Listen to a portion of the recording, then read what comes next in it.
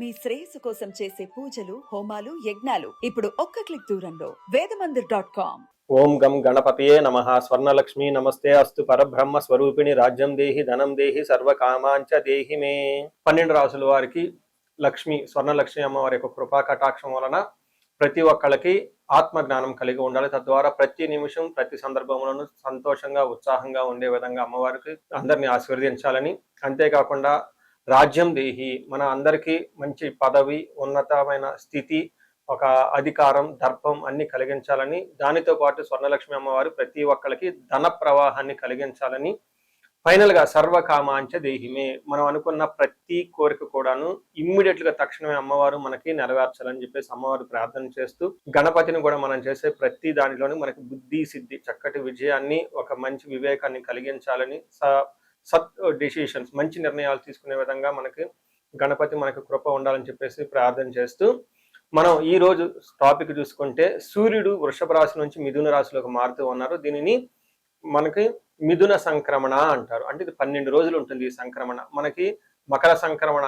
మకర రాశి ఎలానో ప్రతి నెల ఒక్కొక్క సంక్రమణ వస్తుంది. ఇప్పుడు రాబోయే సంక్రమణ మిథున సంక్రమణ అంటారు. ఇది 30 రోజులు ఉంటుంది. 15వ తారీఖు జూన్ నుంచి జూలై 15 వరకు ఉంటుంది. ఈ 15 రోజులు సూర్యుడు మిథున రాశిలో ఉండటం వలన ఏం జరుగుతుంది 12 రాశుల వారికి అని తెలుసుకున్నాం. అయితే ముఖ్యంగా సూర్యుడు మారటం వల్ల సూర్యుడు ఎలాంటి విషయాల్లో మనకి ప్రభావాన్ని చూపిస్తాడని తెలుసుకుందాం. సూర్యుడు వచ్చేటప్పటికి ముఖ్యంగా 8 రకాలైన అంశాలపైన ప్రభావాన్ని చూపుతూ ఉంటారు. ఒకటి, అందరూ బాగా గుర్తుపెట్టుకోవాల్సింది ఏంటంటే సూర్యుడు ఆత్మకారక అంటారు. అంటే మనకి సెల్ఫ్ కాన్ఫిడెన్స్, మనకి కావాలన్నా స్ట్రెంగ్త్, సోల్, ఆత్మబలం ఉండాలి, కానీ సూర్యుడు చక్కగా ఉండాలి. కాబట్టి సూర్యుడు ఆత్మకారకుడు. అలానే రాజ్యకారకుడు, ఒక పదవి రావాలన్నా, గవర్నమెంట్ అథారిటీ, అడ్మినిస్ట్రేషన్ పవర్, వీటన్నీ రావాలన్నా కానీ సూర్యుడు మనకి స్ట్రాంగ్ గా ఉండాలి.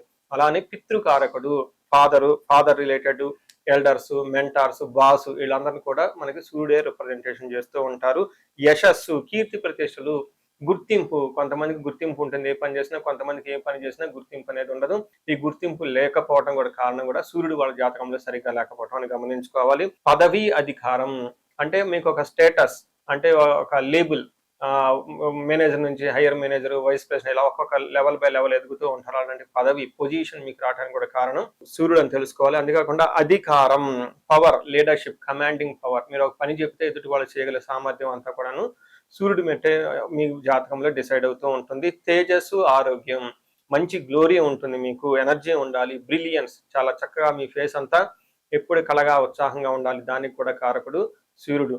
ముఖ్యంగా లాస్ట్ లో ఆరోగ్య ప్రదాత, సూర్యుడిని ఆరోగ్యం ఇచ్చే వాళ్ళు అంటారు. ఎవరి జాతకంలో అయితే సూర్యుడు సరిగా ఉండరో వాళ్ళకి అనారోగ్యంతో బాధపడుతూ ఉంటారు. ఎవరికైతే సూర్యుడు చాలా జాగ్రత్తగా ఉచ్చ స్థానంలో ఉంటారో చక్కగా వాళ్ళకి హెల్దీగా ఉంటారు, ఫిజికల్ గా చాలా స్ట్రాంగ్ గా ఉంటారు, ఒక పవర్ వాళ్ళలా ఉంటుంది అని తెలుసుకోవాలి. ఇలా 8 రకాలైన ముఖ్యమైన కారకాలు ప్రతి ఒక్కళ్ళ జీవితంలో సూర్యుడు అనేది ప్రభావాన్ని చూపిస్తూ ఉంటారు. అయితే ఈ సూర్యుడు మిథున రాశిలో ఉండటం వల్ల ఇందాక వరకు మనం చెప్పుకున్న విషయాల్లో కొందరికి అనుకూలంగా ఉంటుంది, కొందరికి ప్రతికూలంగా ఉంటుంది. ఏ రాశులు వాళ్ళకి అనుకూలంగా ఉంటుంది, ఏ రాశులు వాళ్ళకి ప్రతికూలంగా ఉంటుందో మనం చూద్దాం. కుంభరాశి చూస్తే వీళ్ళకి మిక్స్డ్ గా ఉంటుంది. అంటే ఓవరాల్ గా బాగున్నప్పుడు కానీ ఈ యొక్క సూర్య సంచారం, బట్ కొంచెం ఎట్లయినా కొన్ని విషయాలు ఆలోచించి ముందుకెళ్ళడం అనేది ఇంపార్టెంట్. అంటే మిక్స్డ్ గా ఉంటుంది, మిశ్రమ ఫలితంగా ఉంటుందని గమనించాలి. ఇందులో మనకి సూర్యుడు 5th హౌస్ లో ఉండటం వల్ల జనరల్ గా ఎడిక్షన్స్ ఎక్కువగా ఉంటాయి, అనవసరమైన పనులు ఎక్కువగా చేస్తూ ఉంటారు, లవ్, రొమాన్స్ లాంటి విషయాల్లో కొంచెం ఇబ్బందులు ఉంటాయి అని గమనించుకోవాలి. పెద్ద పెద్ద పనులు చేసేటప్పుడు కొంచెం ఆలోచనలు తడబడుతూ ఉంటాయి, కొంచెం సరిగ్గా కాన్సన్ట్రేషన్ చేయలేరు అని మనకి సహజంగా మన రియల్ లైఫ్ లో, డే టు డే లైఫ్ లో మనం గమనించవచ్చు. అయితే మనకి సంస్కృతంలో మహర్షులు ఏం చెప్పారు, ఒక రహస్యమైన శ్లోకంలో చెప్తూ ఉంటారు. దాంట్లో దేహలాస్యం, మనస్తాపం, సుహృద్వేషం, ధన వ్యయం, బుద్ధి చాంచల్యం ఆప్నోతి రవే పంచమే సంయుతే. 5వ స్థానంలో కనుక రవి ఉంటే ఏమవుతుంది, రవి పంచమే సంయుతే కలిసి ఉంటే ఏమవుతుంది, దేహలాస్యం, శారీరకంగా సోమర్తనంగా ఉంటారు. రెండోది, మీ డే టు డే దినచర్య సరిగా చేయరు, ఉదయాన్నే టైంకి నిద్ర లేకపోవటం, ఎక్సర్సైజ్ చేయటం, యోగా చేయటం, ఇలాంటి ఏమీ చేయరు, టయాన్ని పాస్ చేస్తూ ఉండే అవకాశం ఎక్కువగా ఉంటుంది. దీనితో పాటు మనస్తాపం, ఏయో మిస్టేకులు చేసేసి లోన ఎక్కడో ఏదో గిల్టీగా ఫీల్ అయ్యే అవకాశం ఎక్కువగా ఉంటుంది. సుహృద్వేషం, స్నేహితుల వల్ల ఆటంకాలు ఉంటాయి. ఆ తర్వాత లవ్, ప్రేమికుల మధ్య ఏదైనా ఉంటే, ఫ్రెండ్షిప్ ఉంటే సరైన సహకారం మీకు అందించబడదు. దీనితో కాకుండా మీకు మోస్ట్ ఇంపార్టెంట్ ధన వ్యయం, విపరీతంగా ధనం ఖర్చు అవుతుంది. అది కూడా అన్ని వేస్ట్ ఖర్చులు చేస్తూ ఉంటారు. ఈ టైంలో స్పెక్యులేటివ్ చేయటం, అనవసరమైన షేర్లు కొనటం, గ్యాంబ్లింగ్ లాగా చేయటం, అవసరమైన వాటికంటే ఎక్కువగా రెస్టారెంట్లు వాటిలో ఇట్లా తిరిగి డబ్బులన్నీ అవగొట్టుకుంటూ ఉంటారు. పనికిరాని పనుల కంటే పనికొచ్చే పనుల కంటే పనికిరాని పనులకు ఎక్కువగా టైం స్పెండ్ చేసే అవకాశం ఉంటుంది. చాలా జాగ్రత్తగా ఉండాలి. బుద్ధి చాంచల్యం, మనసు అనేది నిలకడగా ఉండదు. ఎటెటో వెళ్ళిపోతూ ఉంటుంది. ఇంపార్టెంట్ పనుల మీద కంటే కూడా అనవసరమైన పనుల మీద మనసు కాన్సన్ట్రేషన్ చేసే అవకాశం ఎక్కువగా ఉంటుంది అని మీరు గమనించుకోవాలి. సో ఇది ఓవరాల్‌గా చూసుకుంటే ధనం ఖర్చు అయినా కానీ మీకు రెగ్యులర్‌గా వచ్చే మనీ ఫ్లో అయితే చక్కగా ఉంటుంది. అలానే లాభప్రదంగా ఉంటుంది ఫైనల్‌గా. అంటే మీరు రెగ్యులర్‌గా పనులు ఏవైతే చేస్తూ ఉంటారో ఈ పనుల ద్వారా లాభం ఉంటుంది. ప్రొఫెషనల్ లాభం ఉంటుంది. బాసుల ద్వారా లాభం ఉంటుంది. గవర్నమెంట్ అఫీషియల్ నుంచి లాభం ఉంటుంది. ఇలా ఏ ప్రకారంగా చూసుకున్నా గానీ గుర్తింపు అన్ని విషయాల్లో బానే ఉంటుంది. అయితే మీరు జాగ్రత్తగా ఉండవలసిన విషయం ఏంటంటే, మీ యొక్క డే అనేది మీ కంట్రోల్‌లో ఉండాలి. ఫిజికల్‌గా చక్కగా హెల్తీగా మెయింటైన్ చేసుకుంటూ ఉండాలి. మీ యొక్క ప్రతిరోజు చేయవలసిన నిత్య కర్మలు, ఓకే, డైలీ యాక్టివిటీస్ పర్ఫెక్ట్‌గా చేసుకొని, అనవసరమైన విషయాల మీద మనసు ఫోకస్ పెట్టుకోకుండా ఉంటే, చక్కగా ఈ మాసం అంతా మీకు కలిసొచ్చే అవకాశం ఎక్కువగా ఉందని గమనించుకోవాలి. ఈ రాశి వాళ్ళు ఏలినాటి శని ప్రభావంతో దాదాపు ముగింపు దశలో ఉన్నారు కాబట్టి, కొంచెం సహనంగా, ఓపికగా ఉండటం అవసరం. గురువు ఏదైతే మారారో కొంచెం మీకు అనవసరమైన దుబారా ఖర్చులను తీసుకొచ్చేసి అనుకోని విధంగా డబ్బులు పోగొట్టుకునే అవకాశం ఉంటుంది గురు ప్రభావం వల్ల. అయితే ఈ మంత్ కొంచెం మిక్స్డ్‌గా ఉంటుందని గమనించుకోవాలి. మనం పరిహారాలు చూసుకుంటే సూర్యుడికి కొన్ని పరిహారాలు మీరు చేసుకునే పరిహారాలు కొన్ని ఉంటవి. కొన్ని వచ్చేటప్పటికి బ్రాహ్మణ పండితులతో చేపించుకోవడం చాలా ముఖ్యం.